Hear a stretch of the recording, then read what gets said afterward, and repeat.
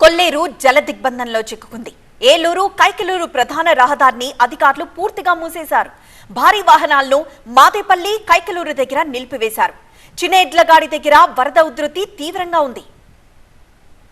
అక్కడి నుండి మరింత సమాచారం మా స్పెషల్ కరెస్పాండెంట్ రవి అందిస్తారు.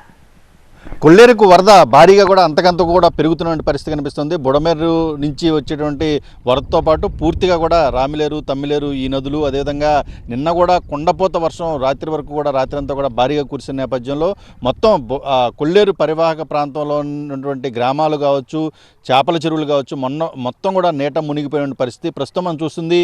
ఏలూరు కైకలూరు ప్రధాన రహదారి పైన చిన్న ఎడ్లగాడి ప్రాంతంలో మనం కొల్లేరు మొత్తం నీరంతా కూడా రోడ్డు పైన రావడంతో ఈ ప్రాంతంలో ఈ రోడ్డు మీదుగా ప్రయాణించేటటువంటి అన్ని రకాల వాహనాలను కూడా పూర్తిగా పోలీసు అధికారులు దగ్గరుండి కూడా నిలిపేసిన పరిస్థితి. అటు ఏలూరు నుంచి వచ్చేటటువంటి వాటిని మాదేపల్లి దగ్గర, అదేవిధంగా కైకలూరు నుంచి వచ్చేటటువంటి వాటిని కైకలూరు దగ్గర కూడా భారీ వాహనాలను ఆపేస్తున్నారు. అదేవిధంగా ఆర్టీసీ బస్సులతో సహా మొత్తం అన్నింటిని కూడా ఆపేశారు. ఎందుకంటే పూర్తిగా కూడా మనం దూరంగా కనుక ఒకసారి విజువల్స్లో చూస్తే రెడ్ ఫ్లాగ్లు కూడా కట్టున్నాయి. ఆ ప్రాంతంలో ఇంకా ఫ్లడ్ ఎక్కువగా ఉంటుందని చెప్తున్నారు. అదేవిధంగా అటు చిన్న ఎడ్లగడ్డ వైపు కూడా పోలీసు బందోబస్తు 24 అవర్స్ కూడా 24 గంటల పాటు కూడా ఇక్కడే ఉంచి బారిగేట్లను పెట్టినటువంటి పరిస్థితి కనిపిస్తుంది. మనతో పోలీసు కూడా ఉన్నారు. సార్ చెప్పండి, ఏంటి ఇప్పుడు ఉన్నటువంటి సిచ్యువేషన్ ఎలా ఉంది, మీరు ఎలా బందోబస్తు చేస్తున్నారు? ఫ్లడ్ ఎక్కువగా ఉండడం వల్ల ఏలూరు కైకలూరు రోడ్లో మొత్తం ట్రాఫిక్ ఆఫ్ చేయడమైంది. ఇక్కడ చిన్నెడ్లగాడి దగ్గర బాగా ఎక్కువగా ఫ్లోటింగ్ ఉండడం వల్ల రోడ్డుకి అటువైపు ఇటువైపు పోలీస్ పికెట్ ఏర్పాటు చేశారు.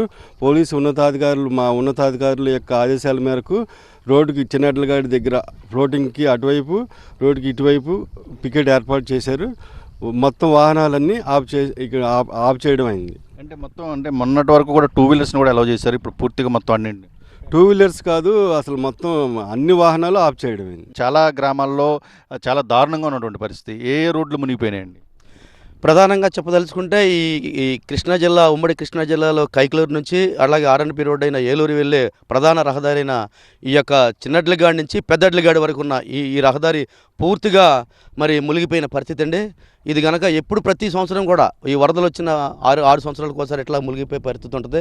గతంలో ఆ శ్రీపార్ కాజువేన్ అయితే ఏ రకంగా అయితే హై లెవెల్ చేసి బ్రిడ్జి కట్టారు, అలాగే ఈ చిన్నడ్లగాడి దగ్గర నుంచి ఈ పెద్దడ్లగాడి వరకు ఉన్న ఈ రహదారిని 1 మీటర్ లెవెల్ వరకు హై లెవెల్ చేస్తే కనుక ఈ ఫ్లడ్ నుంచి కొంత ముంపు నుంచి ఉపశమనం అయ్యే పరిస్థితి ఉంటుంది. మేము ఏటాడి బతుకులు ఉండి దాంట్లో మా ఈ మొత్తంగా మామూలు కానీ వల్ల కానీ దోన్లు కానీ మొత్తం బ్లడ్ వచ్చి మొత్తం మునిగిపోయి మొత్తం కొట్టుకుపోయినాయండి. మా ప్రస్తుతానికి మా ఏ ఆధారం లేదు. గవర్నమెంట్ వారు ఏదన్నా మాకు దయించి ఏదన్నా సహాయం చేయాలని నేను సొసైటీ ప్రెసిడెంట్గా కోరుతున్నానండి. ఓకే, చెరువులు చాలా కూడా మునిగిపోయినాయని చెప్తున్నారు. చెరువుల్లోని చేపలన్నీ కూడా పోవడంతో కూడా రైతులకు పెద్ద నష్టం ఏర్పడిందని చెప్తున్నారు. ఎంతవరకు వస్తుంది? భారీ నష్టం జరిగిందండి. ఒక్క ఎకరం కాదు, వందలాది ఎకరాలు ముప్పుకు గురైపోయినాయండి.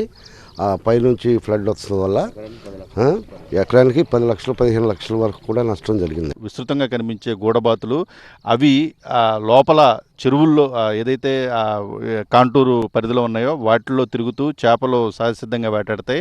అవి ఇప్పుడు ఆర్ఎన్బి రోడ్డు ఏదైతే ఏలూరు కైకలూరు రోడ్డు మార్గం ఉందో ఆ రోడ్డు పైకి వచ్చి చేపలను వేటాడుతున్నటువంటి దృశ్యాలు చూడవచ్చు. అంటే వరద తీవ్రత ఎంతవరకు ఉంది, వరద ప్రవాహం ఎంతవరకు ఉంది అనేది కూడా ఒకసారి మనం దీన్ని బట్టి అర్థం చేసుకోవచ్చు. ఉప్పుటేరు దగ్గర పెద్ద ఎత్తున కూడా గుర్రపడెక్క, అదేవిధంగా కిక్కిస ఇవన్నీ కూడా పెరిగిపోవడంతో మేట వేయడంతో మొత్తం వరద అక్కడ ఆగిపోతున్న నేపథ్యంలో పూర్తిగా అధికార యంత్రాంగం కూడా అప్రమత్తమైంది. అక్కడ యుద్ధ ప్రాతిపదికన వాటిని తొలగించేందుకు, లోతట్టు ప్రాంతాలని ముప్పు బారి నుంచి కాపాడేందుకు కూడా ప్రయత్నాలు అయితే జరుగుతూ ఉన్నాయి. కెమెరా పర్సన్ దుర్గాతో రవి, టీవీ 9 చిన్నెడ్లగడ్డ నుంచి.